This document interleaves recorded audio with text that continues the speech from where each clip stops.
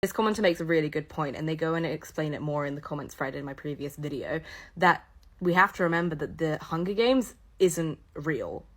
It's a fictional piece of literature that Suzanne Collins created, and it helps us to question our own reasoning for wanting to watch more of it, because it is so violent and so barbaric and so close to home, but not actually what is happening in our world. It is fiction. These characters are characters we want to see more of. I personally don't think that watching Haymitch's games will add anything to the story. I think that Suzanne Collins wrote Snow Story because it adds more to Panem. I think that looking at District 4 or the career districts will really, really help us understand Panem more as a world.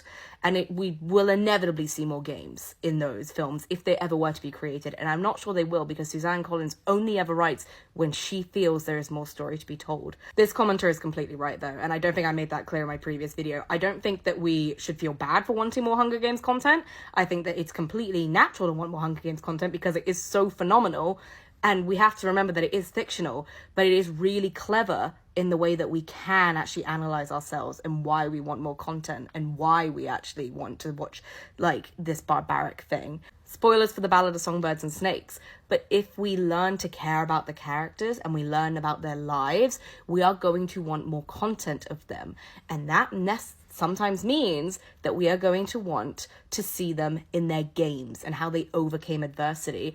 And that means that we're going to want to watch them murdering people and murdering children and losing everything. It's very well done, and that's why I think it's quite meta, because we become the viewers of the games. We become the Capital people. But we have to remember that despite feeling like we're acting as Capital members, we are not actually Capital citizens. We are not in the Hunger Games books. We are not a part of this franchise. We are viewers from our world. And I do think that is important to remember when we discuss things like this. And I say if it feels meta, it doesn't mean that it is real. It just feels like we should be reacting in a certain way rather than we are that certain way.